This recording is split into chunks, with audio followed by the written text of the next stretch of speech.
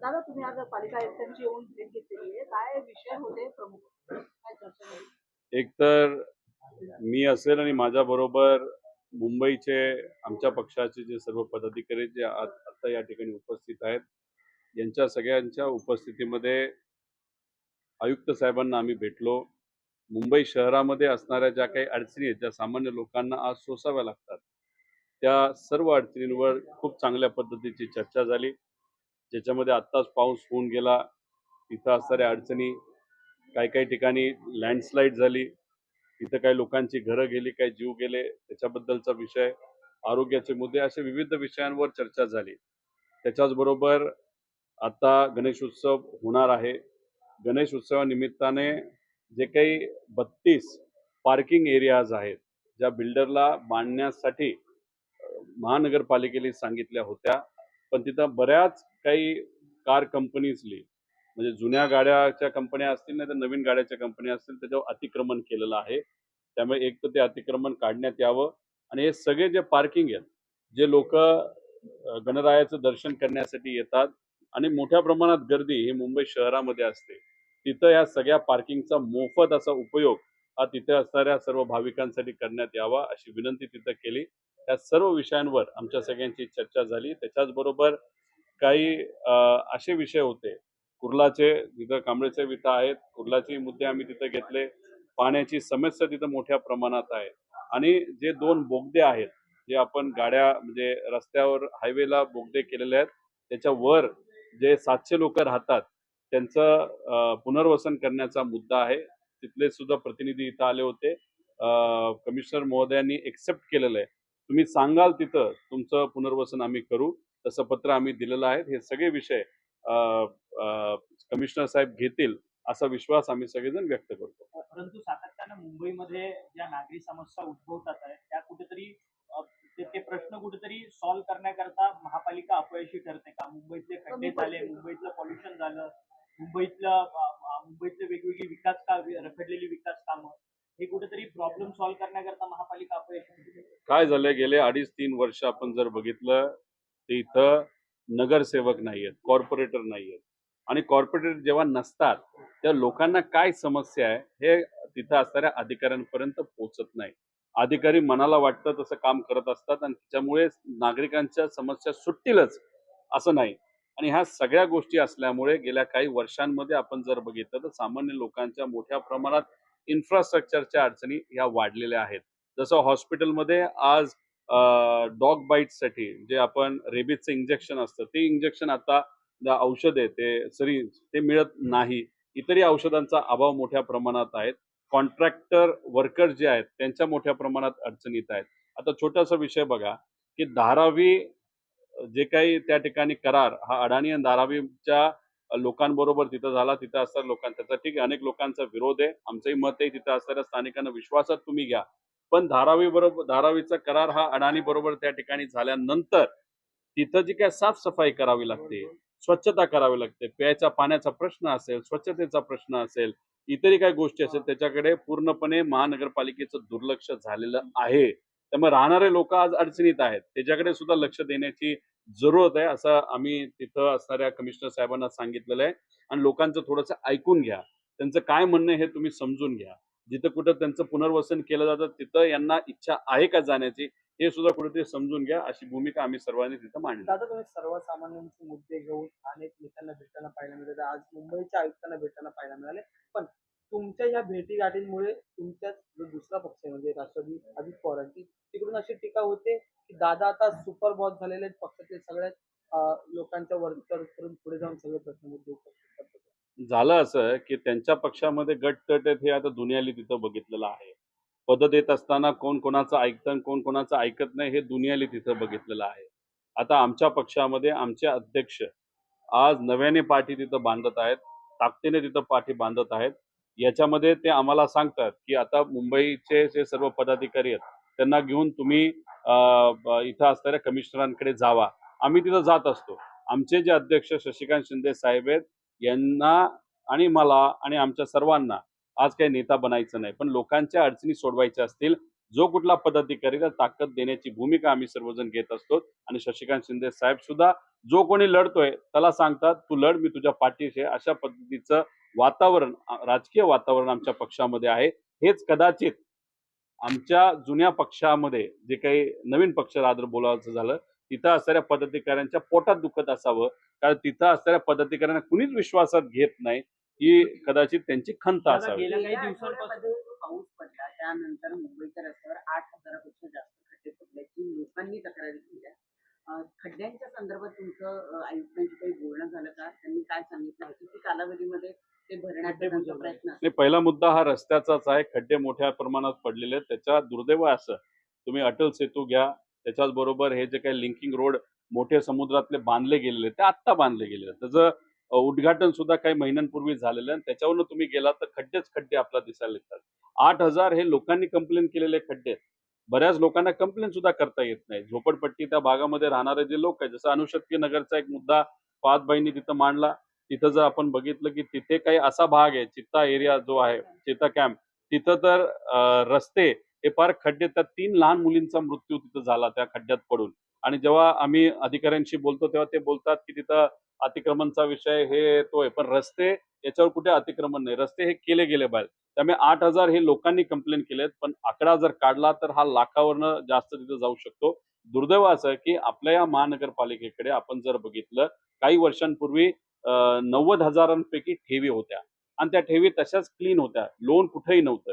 पण गेल्या 2-2.5 वर्षामध्ये इथे असणारे पालकमंत्री जे युडीचे मंत्री आहेत, म्हणजे एकनाथ शिंदे साहेब असतील, नाहीतर जे बीजेपीचे सर्व नेते, त्यांनी सगळ्यांनी मिळून इतकी कामं घेतलेली आहेत, तर करीबन 2.5 पट जास्त लोन आपल्या या महानगरपालिकेवर आता काढलंय. म्हणजे तिथं जे काय 90,000 कोटीच्या ठेवी होत्या, आता जर आपण बघितलं 2,10,000 पेक्षा जास्त कोटी रुपयाचं लोन आपल्या या महानगरपालिकेवर काढलेलं आहे. लोन म्हणण्यापेक्षा तेवढी कामं ही पुढे दिली गेली आहेत. म्हणजे उद्या ना उद्या त्या लोकांना पेमेंट हे दिलं जाणार आहे.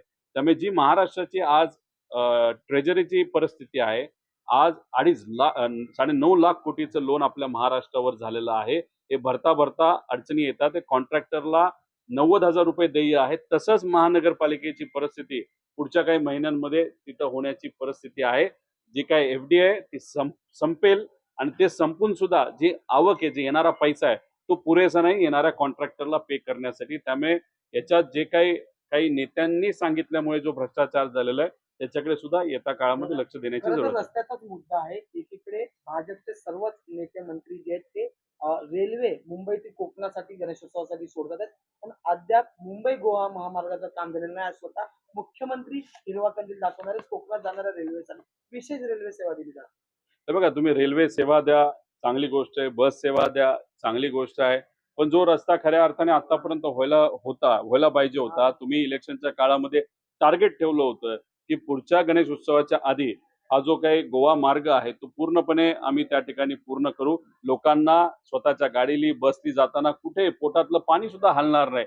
आहे का तशी आजची परिस्थिती? ठीक आहे, तुम्ही हिरवा कंदील देत आहात, पण ती रेल्वे फार पूर्वी बांधली गेली आहे. इथं फक्त तुम्ही एखादी सेवा देत आहात, सरकारच्या तिजोरीतून पैसे देत आहात, त्यामुळे तुम्ही हिरवा कंदील नाही तर झेंडा तिथं देत असला तरी ज्या खऱ्या अडचणी लोकांच्या सुटायला पाहिजे त्याकडे मात्र तुम्ही सर्वजण दुर्लक्ष करत आहात. तुम्ही कोकण या भागामध्ये असणाऱ्या लोकांना ये जा करण्यासाठी सुविधा देत असला तरी हे कोकणातले लोक जेव्हा मुंबईत येतात, मुंबईत जेव्हा ते राहतात, मुंबईत राहत असताना रस्त्यापासून पिण्याच्या पाण्यापर्यंत फार गटरपर्यंत ज्या काही सगळ्या अडचणी आहेत त्या कधी तुम्ही सोडणार आहात, अशी मागणी, असा प्रश्न आम्ही सर्वजण इथं करत आहोत. आता मुंबईच्या ठेवीवरतीच प्रश्न आहे. खरं तर मुंबई महानगरपालिकेची जी राखीव ठेवी होती त्याच्यातून खरं तर कर्मचाऱ्यांचे पगार देखील काढले जात होते. परंतु आता ती ठेवीच आता हळूहळू नष्ट होत चाललेली आहे. एकीकडे एकनाथ शिंदे यांच्या पक्षामध्ये गेल्या अनेक महिन्यांपासून माजी नगरसेवक पक्षप्रवेश करतात, तर त्यांना तिथे फंड जो आहे 5-5 कोटींचा तो दिला जातो. एकीकडे सत्ताधारी माजी नगरसेवकांना एक वेगळा न्याय दिला जातोय. विरोधक जे माजी नगरसेवक आहेत त्यांना मात्र एक वेगळा न्याय. तर बघा, खिरापत वाटल्यासारखे निधी तिथं वाटला जातो. एक तुम्ही समजून घ्या, जेव्हा मी म्हणतो की 90,000 कोटीच्या ठेवी होत्या, याच्यावर कोणाचा अधिकार होता? मुंबईकरांचा होता, मुंबई महानगरपालिकेचा होता. याच्यातून जो कुठला इन्कम येत होता, जी काय आवक असायची पैशाची दरवर्षीची टॅक्सच्या माध्यमातून, त्यातून जो काय रेग्युलर खर्च आहे तो तिथं वापरला जात होता आणि कुठं काय कमी पडलं तर मग ठेवी ह्या मोडल्या जात होत्या. पण आजची परिस्थिती अशी आहे की गेल्या 2.5 वर्षामध्ये घाई गडबडीने आता जे काही नवीन नेते आहेत, खास करून एकनाथ शिंदे साहेबांच्या पक्षाचे नेते आणि काही भाजपचे नेते यांनी काय केलंय, तर महानगरपालिकेच्या ज्या ठेवी आहेत त्याच्यावर 2.5 पट जास्त किमतीची कामं म्हणजे 2,20,000 कोटीची कामं हे देऊन मोकळे झालेले आहेत. आता त्या कॉन्ट्रॅक्टरकडनं यांनी पैसा किती खाल्लेला आहे, कमिशन किती घेतलेलं आहे, हे आपल्याला आता तरी सांगता येणार नाही. पण तुम्ही जर बघितलं तर आदित्य ठाकरेंनी हा मुद्दा घेतला होता. काही असे 10-15 हजार कोटी रुपयाची कामं अशीच काही लोकांना दिली होती. त्यात कुठेही टेंडर झालं नव्हतं. त्याच्याचबरोबर जर युटिलिटी कॉरिडॉर आहे, 1,000 कोटीचा युटिलिटी कॉरिडॉर बांधलेला आहे. हा युटिलिटी कशाला असते?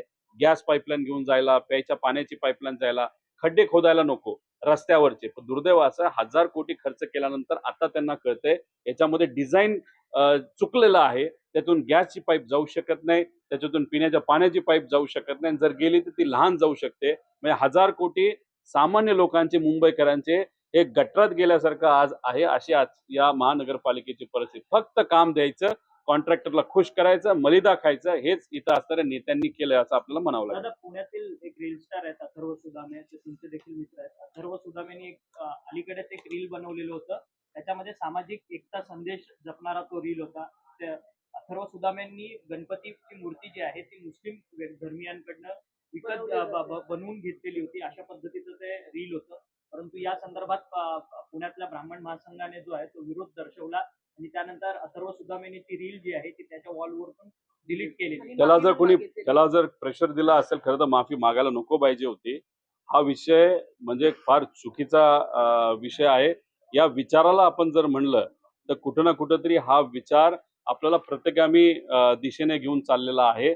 आपण जर बघितलं, कारण पूर्वीच्या काळ म्हणजे आता तुकोबारायांची सुद्धा जेव्हा पालखी निघते तेव्हा पहिला गावातला पहिला स्टॉप जर असेल तर तिथं एक दर्गा आहे, तिथं तो स्टॉप असतो आणि अशा बऱ्याच संतांच्या पालख्या तशाच पद्धतीने तिथं जात असतात. लोक येऊन तिथं दर्शन घेत असतात. त्याच्याचबरोबर छत्रपती शिवाजी महाराजांच्या काळामध्ये सुद्धा आपण बघितलं असेल, तिथं अनेक असे दर्गे होते. तिथं बत्तीचे प्रोव्हिजन नाहीतर नियोजन हे छत्रपती शिवाजी महाराजांनी केलेलं आहे. आता मूर्ती जर मुस्लिम समाजाच्या काही युवांनी बनवली असेल तर चुकीचं काय? भावना महत्वाच्या आहेत. चांगल्या भावनेतून तिथं मूर्ती बनवली असेल आणि ती मूर्ती आपल्या घरामध्ये आपण लावत असू, त्यात चुकीचं काय? आणि विषय एवढाच आहे की हे जे काही प्रतिगामी विचाराचे लोक आहेत, जे धमकी देत आहेत अशा रील स्टारला, एक तर रील स्टारला विनंती करतो की तुम्ही परत ती रील टाकावी, काही त्यात अडचण नाही, आम्ही तुमच्या बरोबर आहोत.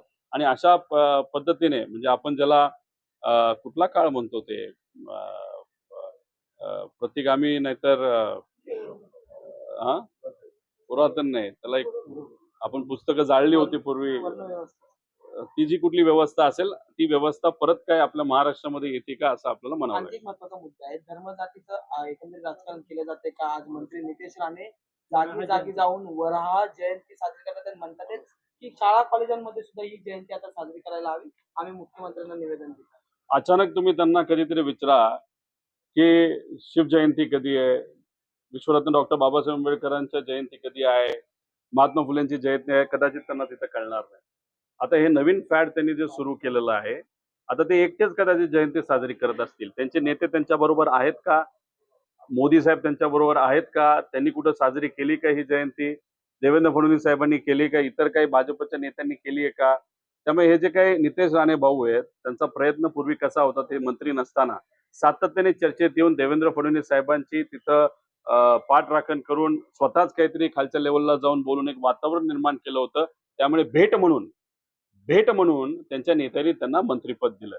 आता चर्चा अशी आहे की देवेंद्र फडणवीस साहेब कदाचित दिल्लीला जातील, एक मोठी जबाबदारी त्यांना दिल्लीला मिळू शकते. त्यामुळे नितेश भाऊंना असं वाटतंय की आपण टीव्हीवरनं जाऊ नये, कसं काय होईना खालच्या लेवलला काहीतरी विषय घेऊन आपण पुढे यावं आणि चर्चा करून उद्या जाऊन मुख्यमंत्री आपण बनावा, असा प्रयत्न कदाचित नितेश राणेंचा असावा. मनोज जरांगे पाटील पुन्हा एकदा मुंबईला येणार असं त्यांनी सांगितलेलं आहे आणि याच अनुषंगाने नितेश राणे यांनी पुन्हा एकदा त्यांना इशारा दिलेला आहे, तर तुम्ही मुख्यमंत्र्यांच्या संदर्भात काही अपशब्द जर तुम्ही बोलले तर तुमची जीभ तडली जाईल. कारण की याच्यापूर्वी सुद्धा मनोज जरांगे पाटील यांनी मुख्यमंत्र्यांना घेऊन अनेक विधानं केलेली होती. बघा, सामाजिक कार्यकर्ते हे समाजाच्या हितासाठी प्रयत्न करत आहेत आणि त्यासाठी मनोज जरांगे पाटलांनी एक संघर्ष उभा केलेला आहे. त्यांच्या पाठीमागे कुठलाही राजकीय पक्ष नाही. समाज त्यांच्या बरोबर आहेत आणि त्या दृष्टिकोनातून समाजाला न्याय देण्यासाठी ते मुंबईपर्यंत येणार आहेत. याच्यात लोक त्यांच्या बरोबर आहेत. त्यामुळे नितेश राणेंनी फक्त त्यांच्या नेत्याला म्हणजे देवेंद्र फडणवीस साहेबांना खुश करण्यासाठी असं एखादं वक्तव्य केलं असेल तर ते चुकीचं आहे.